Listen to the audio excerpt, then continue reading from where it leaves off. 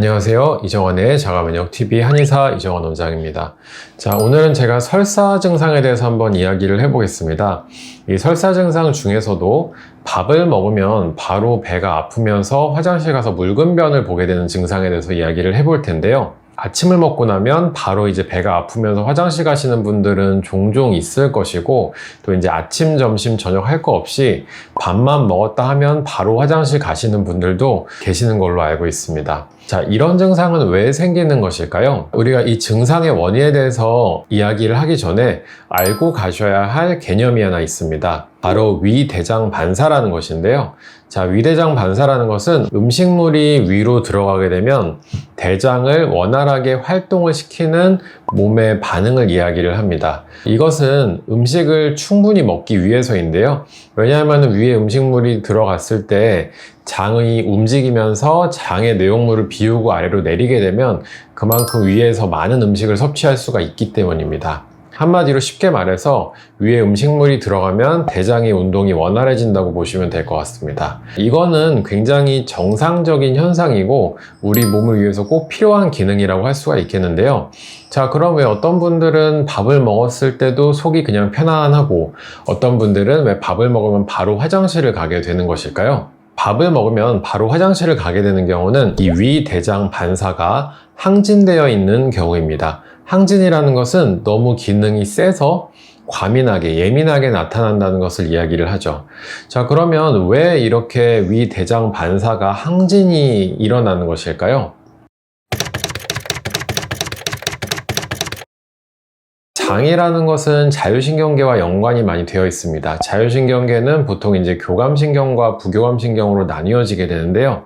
이 장의 운동은 교감신경이 항진이 되면은 장의 운동이 저하가 되고, 부교감신경이 항진이 되면 장의 운동이 원활해지면서 소화, 흡수, 배설이 잘 일어나게 됩니다. 그런데 우리가 너무 오랜 시간 스트레스나 긴장 상태에 놓여 있게 되면은 교감신경이 오랫동안 항진이 되고요. 또 잠을 못 자게 될 경우에도 오랫동안 교감신경이 항진이 되는데, 이렇게 되면은 평소에 장 운동이 잘 안 되고 장이 무기력해지게 됩니다. 그리고 이 무기력해진 장은 자극에 굉장히 민감해지게 되는데요.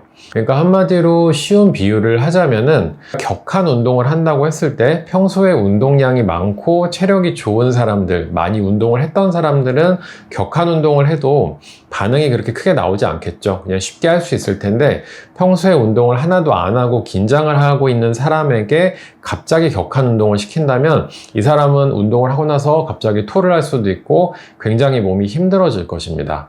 이렇게 자율신경과 연관된 호르몬의 작용으로 인해서 오랫동안 장이 이제 긴장되고 무기력한 상태가 유지가 될 경우에 위대장 반사가 항진될 수 있습니다. 음식의 문제로 인해서 장내 환경이 좋지 않은 경우에도 위대장 반사가 항진될 수 있습니다. 쉽게 말해서 기름진 음식이라던가 찬 음식, 술 같은 것들을 많이 먹어서 장내 환경이 유익균보다는 유해균이 많은 상태가 되고 평소 장 운동이 제대로 일어나지 않는 상황이 되게 되면은 똑같이 장이 무기력해지고 예민해지면서 이 위대장 반사의 항진이 나타나서 식사를 하면 바로 화장실을 가게 될 수가 있습니다.